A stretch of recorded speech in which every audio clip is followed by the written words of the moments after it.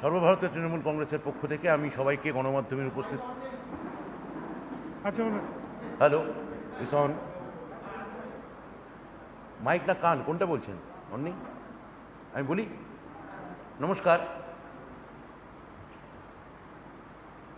সর্বভারতীয় তৃণমূল কংগ্রেসের পক্ষ থেকে উপস্থিত গণমাধ্যমের সবাইকে অনেক হার্দিক অভিনন্দন, শুভেচ্ছা এবং ভালোবাসা জানাচ্ছি। আমি সর্বভারতীয় তৃণমূল কংগ্রেসের পক্ষ থেকে ব্রাত্য বসু, আমি এই সাংবাদিক বৈঠকে উপস্থিত হয়েছি।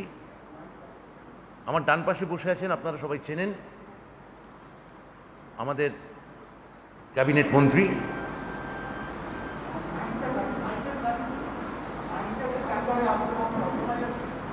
শোনা যাচ্ছে, মুখটা কাছে নিয়ে বলছে তো, ক্যাবিনেট মন্ত্রী শ্রী মলয় ঘটক, আমার অগ্রজ প্রতিম, আমাদের নেতা, এবং আমার বাঁ পাশে বসে আছেন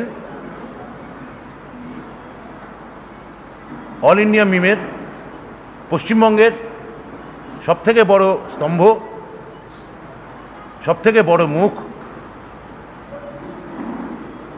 মিম যার উপর দাঁড়িয়ে পশ্চিমবঙ্গে সংগঠন করতে চেয়েছিল সেই জনাব আনোয়ার পাশা মহোদয়।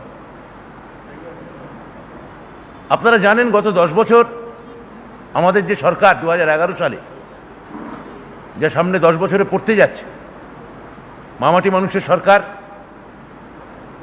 মমতা বন্দ্যোপাধ্যায়ের নেতৃত্বাধীন সরকার অনেক সংগ্রাম করে, অনেক লড়াই করে, অনেক গণ আন্দোলনের মধ্যে দিয়ে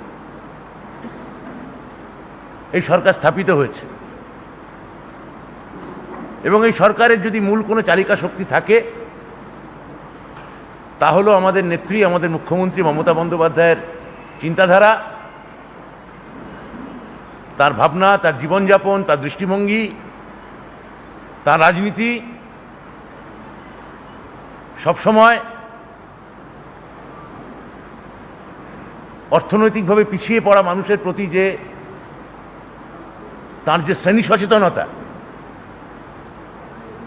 তাকে ভিত্তি করে আমাদের এই সরকার দাঁড়িয়ে আছে।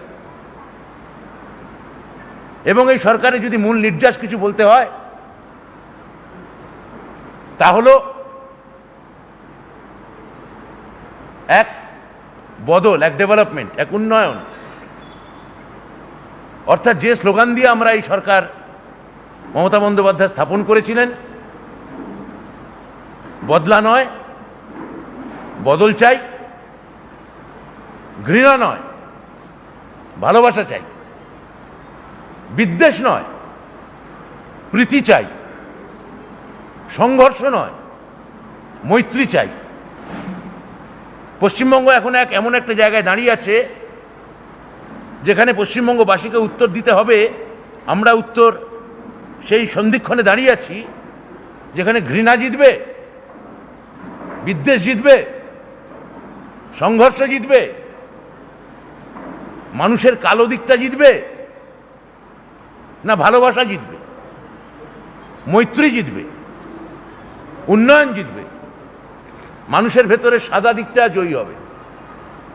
এই যে সাদায় কালোয় মেশা মানুষ, এই যে সাদায় কালোয় মেশা সময়, পশ্চিমবঙ্গে একদল লোক এসে এই কালোকে জেতাতে চাইছেন। আর এই সাদার পক্ষে, মৈত্রীর পক্ষে, শান্তির পক্ষে, উন্নয়নের পক্ষে গোটা ভারতবর্ষে যদি কোনো একটা মুখ থাকে তার নাম মমতা বন্দ্যোপাধ্যায়। এই সরকারের কাজে, এই সরকারের উন্নয়নের প্রতি আকৃষ্ট হয়ে, এই সরকারের যে আমি যে শ্রেণী সচেতনতার কথা প্রথমে বলেছি, অর্থাৎ গরিব খেটে খাওয়া মানুষের প্রতি যে দায়বদ্ধতা এই সরকারের আছে, মুখ্যমন্ত্রী আছে, তার প্রতি আকৃষ্ট হয়ে আজকে মিম, আপনারা জানেন গণমাধ্যমে বহু চর্চিত বিষয়, তারা হয়তো অন্য কোনো সাম্প্রদায়িক পার্টির হয়েই কাজ করে, কিন্তু সেই রাজনীতিতে বীতশ্রদ্ধ হয়ে আজকে মিমের প্রধান মুখ জনাব আনোয়ার পাশা তিনি এবং তারই সঙ্গে মুর্শিদ আহমেদ, শেখ হাসিবুল ইসলাম, জমশিদ আহমেদ, ইন্তেখাব আলম, আবুল কাশেম, আপনি যদি সবাই একটু হাতগুলো তোলেন একটু ভালো হয়, অ্যাডভোকেট সৈয়দ রহমান, আনারুল মন্ডল, মোহাম্মদ সাবির আলী মোল্লা, তারিক আজিজ, হাকিম আলী, ডক্টর আলী রায়, আসামুদ্দৌলা সর্দার, নাজিমুল হুসেইন, জাভেদ আহমেদ খান, মোহাম্মদ জাহিরুদ্দিন আহমেদ খান, মোহাম্মদ তনবীর আক্তার, আশরাফুল রহমান, মোহাম্মদ মেহাজুদ্দিন খান, নিসার আহমেদ, মতিউর রহমান এবং জনাব বরকত আলী।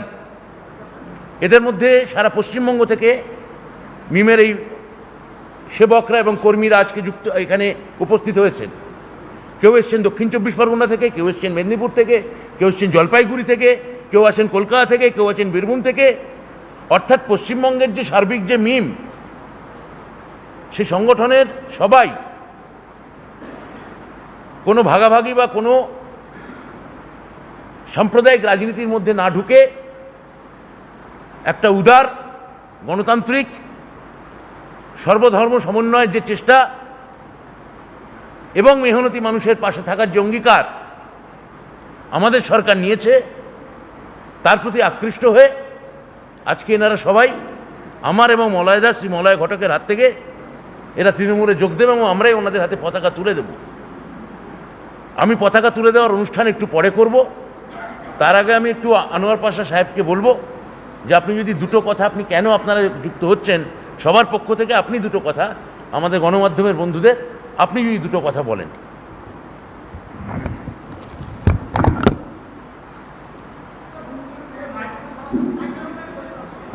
হ্যাঁ,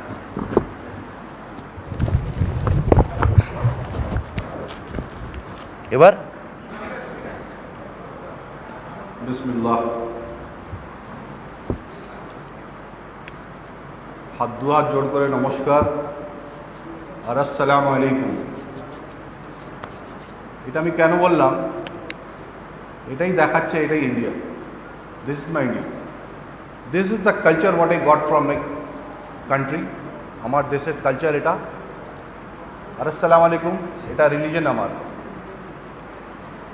আমাদের দেশে কিছু সংখ্যক মানুষ এই জিনিসটাকে ইউজ করে আমার देश के ক্ষতির দিকে নিয়ে যাওয়ার চেষ্টা করছে।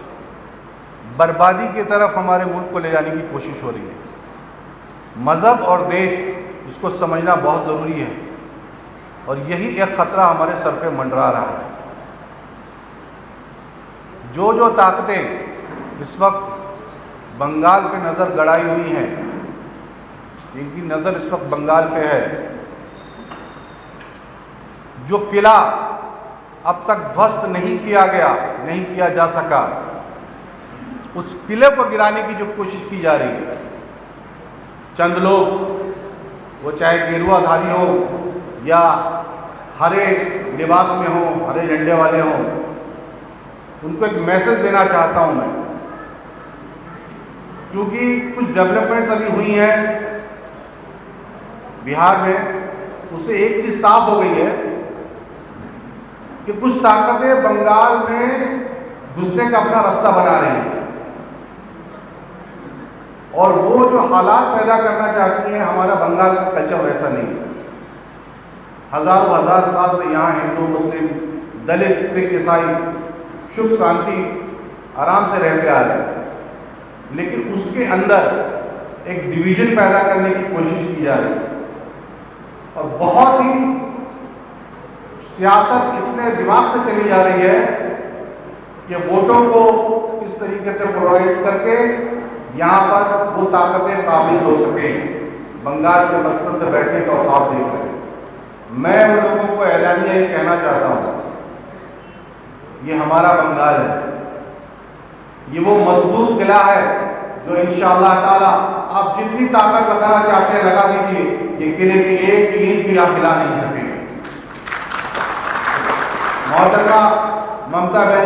मोहतरमा ने जो काम कर दिखाया है, आज तक मैं उन माइनॉरिटी के भाइयों से कहूँगा जो अक़लियत में हैं कि आप लोग बताएं, जो CNRC वाला मामला छेड़ा गया है, माइनॉरिटी के खिलाफ जो डर पैदा किया गया है और जो हकीकत वो करने जा रहे हैं, उसके लिए कौन से स्टेट का प्रधान या मुख्यमंत्री सड़कों पे उतरा? वाहिद हमारे सूबे की मुख्यमंत्री मोहतरमा ममता बनर्जी हवाई चप्पल पहन के सड़क पर उतरी हैं और उन्होंने इसकी मुखालफत की है। तो जनाब, मैं कहना चाहता हूं, पार्लियामेंट में सिर्फ बिल फाड़ने से मामला हल नहीं हो जाता है, जमीन में उतरना पड़ता है। बहुत से लोगों ने उन्हें दूसरी बात भी कही कि ये अपीसमेंट पॉलिटिक्स करती हैं। मैं उनसे ये कहना चाहूँगा कि उन्होंने अगर इमाम भाता दिया है तो उन्होंने पुरोहितों को भी दिया है, वहाँ पर भी दिया है।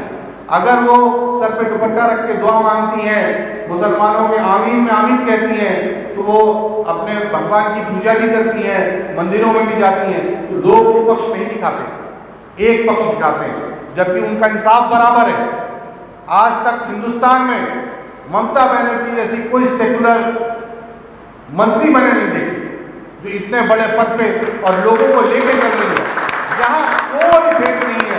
आज भी हमारा बंगाल बड़े सुकून में है, बड़े अमन में है, शांति में है। लेकिन आने वाले दिनों में मैं अपने नस्ल को कौन सा बंगाल दूंगा, ये जब सोच मेरे दिमाग में आई तो मेरे रोंगटे खड़े हो गए। क्योंकि जो डेवलपमेंट बिहार में हुआ है, अगर वही चीज़ बंगाल में दोहराई जाती है तो ये बंगाल जो है खून से लबरेज हो जाएगा। यहाँ 30% मुस्लिम आबादी नहीं रहती है। ये वो टकराव है जिसको रोकना बहुत मुश्किल होगा।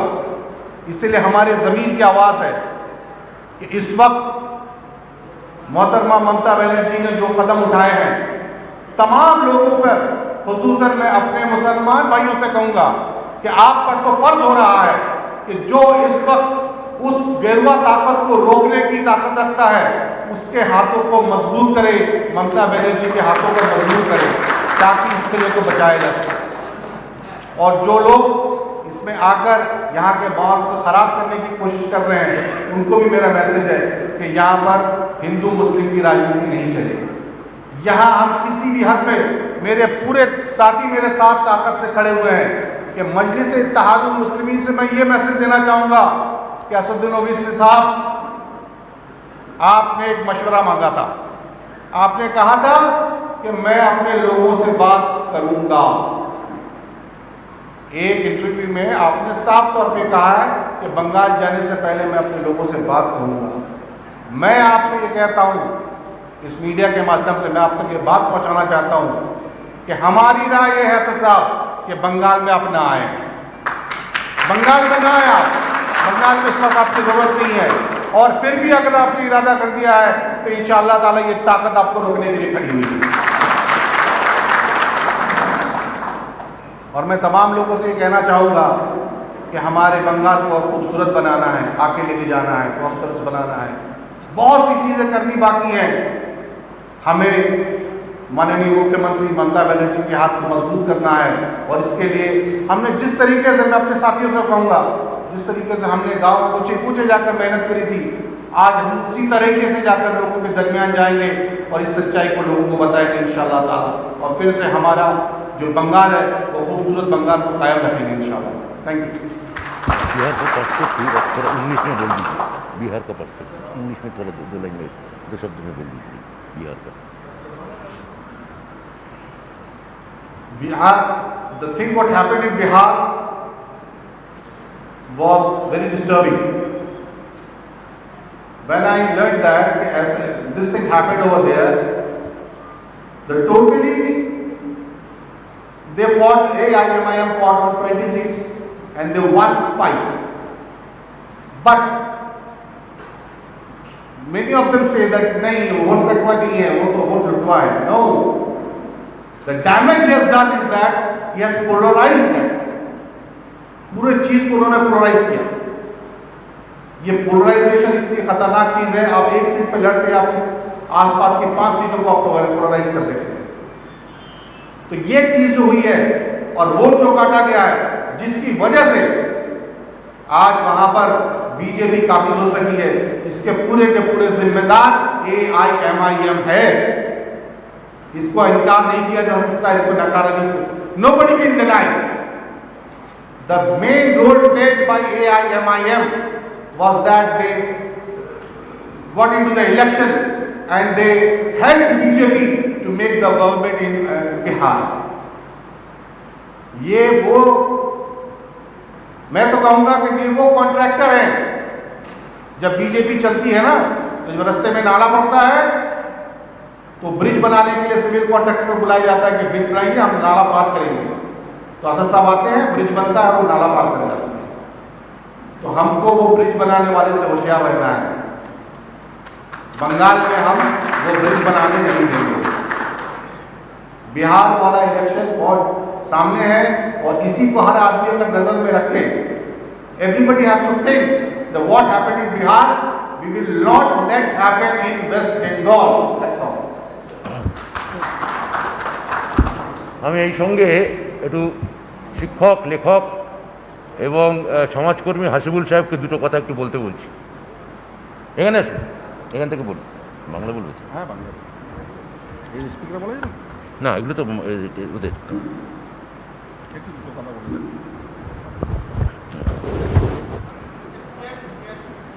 একটা চেয়ার দিয়ে দেন।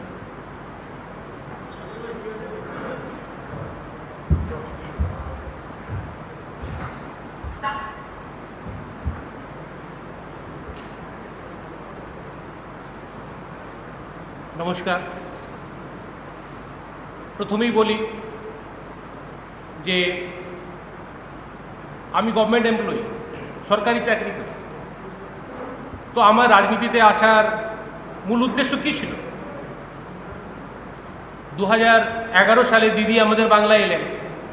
34 বছরের বাম শাসনের যে অপশাসনকে রোধ করে আমরাই দিদিকে এনেছিলাম বাংলায়।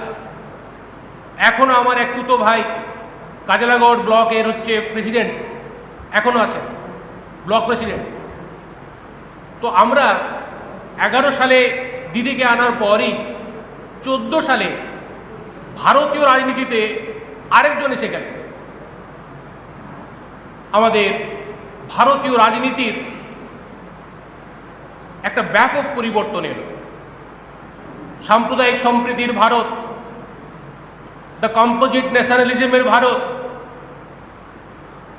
দ্য আনডিভাইডেড ন্যাশনালিজমের ভারত, অখণ্ড ভারতবর্ষ খণ্ড বিখণ্ড হলো। এমনকি সাম্প্রদায়িক সম্প্রীতির ভারত সেদিন 2014 সাল থেকে এক ব্যাপক পরিবর্তনের আমরা ভাবলাম। আমরা কিন্তু দিদির বিরোধিতা করার জন্য এমআইএম করিনি,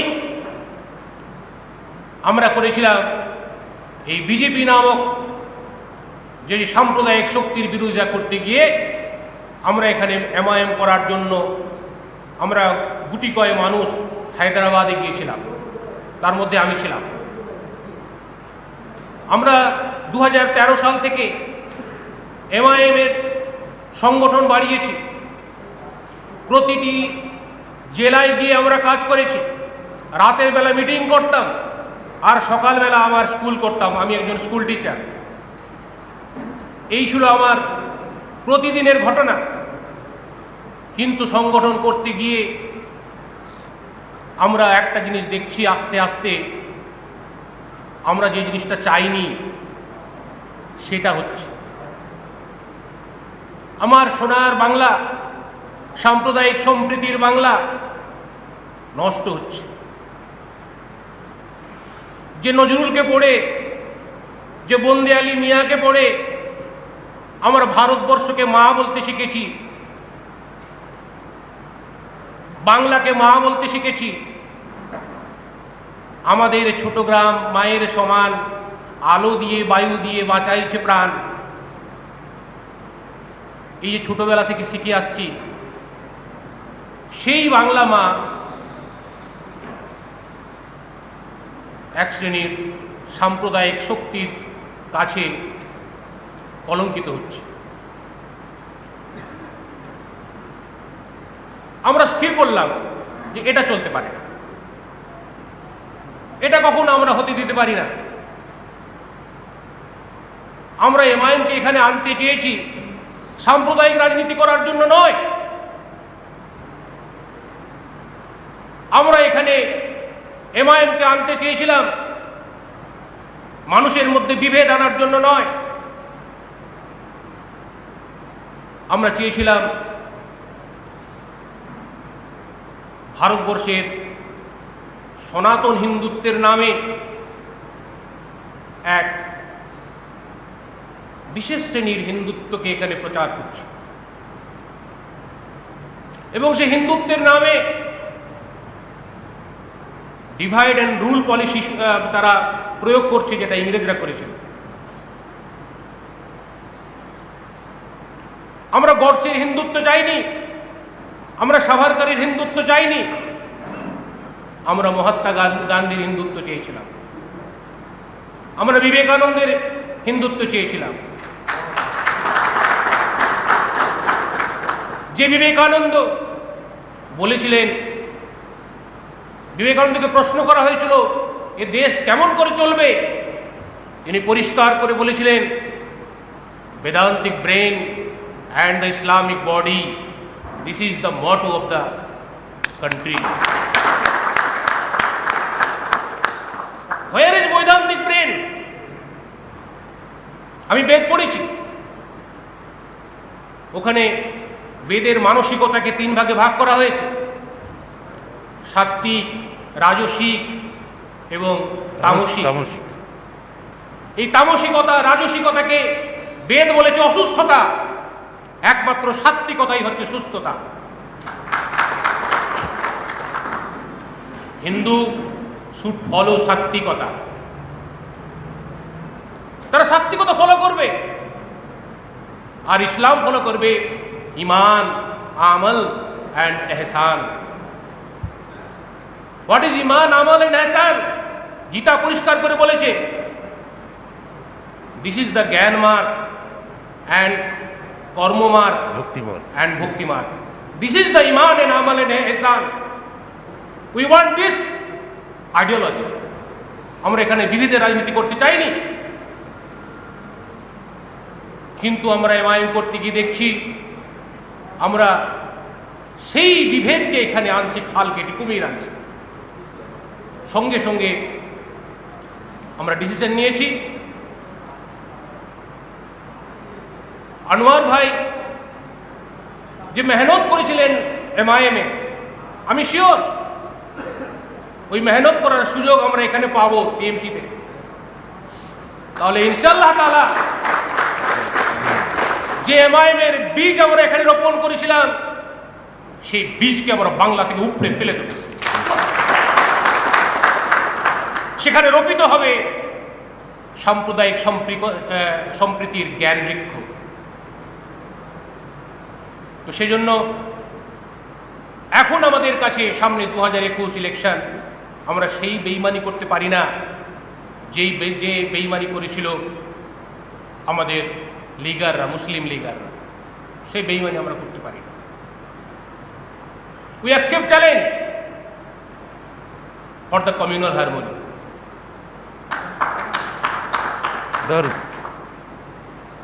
আমরা এখন একটাই আমাদের লক্ষ্য, যে সমস্ত বন্ধুরা বলছেন যে বাংলা থেকে বিজেপি হটাতে হবে, কংগ্রেস, সিপিএম, আরও অনেকেই বলছেন, তাদের কথাকে আমি সাধুবাদ জানাই।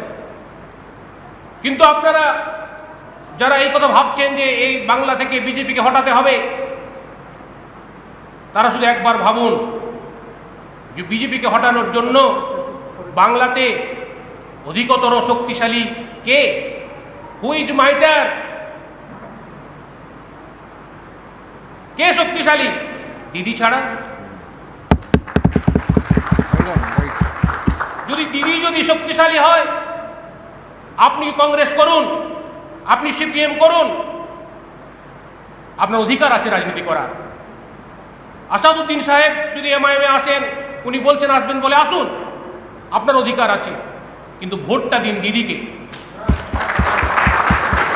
This is the only way. এটাই হচ্ছে একমাত্র উপায় বিজেপিকে এখান থেকে তার সমূলে উৎপাটিত করা।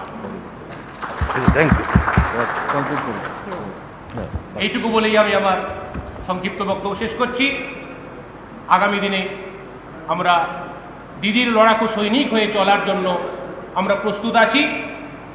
আমরা আগামী দিনে এই লড়াই চালিয়ে যাব, এই বলে সংক্ষিপ্ত বক্তব্য শেষ করছি।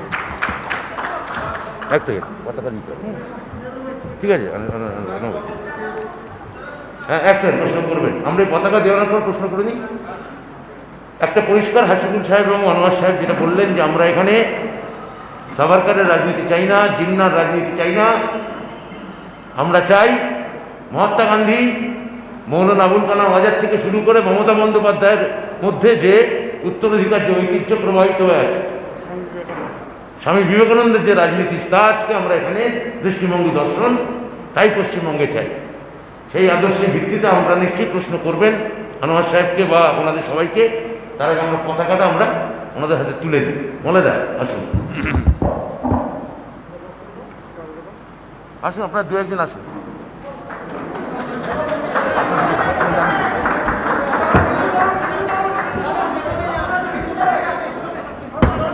নারা লাগাই মুর্শিদ ভাই, মুর্শিদ ভাই নারা লাগাই।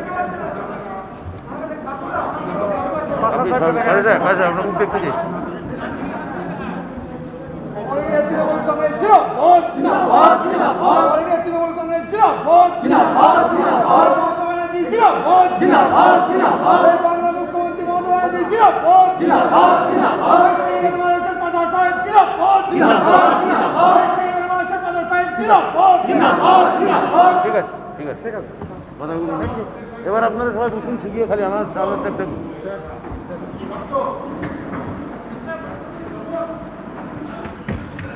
ওকে, আমরা একটা প্রশ্ন অনলি ওয়ান কোশ্চেন। কোশ্চেন করার তো নেই, সব তো বলেই দিয়েছে। প্রিসাইজ হতে নম্বর কোশ্চেন বলছি, প্রিসাইজ কোনো বলেন যে আপনি আমি পরে উত্তর দিচ্ছি। No question. হ্যাঁ হ্যাঁ, কী প্রশ্ন করছেন করেন।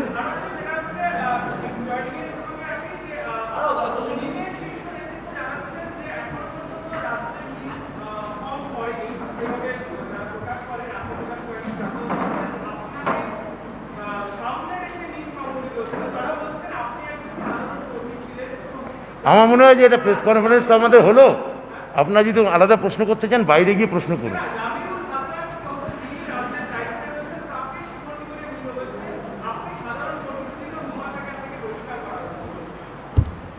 আচ্ছা, বলবো? আপনি বলুন, বাইরে উত্তর দিয়ে দিচ্ছি। হ্যাঁ বাইরে উত্তর দিচ্ছি, ঠিক আছে। দেখুন, এখানে যার নাম নিচ্ছেন ওনাকে কেউ চেনে না। আনোয়ার হাসান পাশাকে সারা বাংলায় এমআইএম যারা করছে তারা চেনে, বাচ্চা বাচ্চা চেনে। এখন উনি দাঁড়ান তালি হয়ে যাবেন না। উনি একটা শিল্পপতি আছেন, ঠিক আছে। এক বছর হয়নি উনি পার্টিতে অ্যাডজাস্ট করেছেন।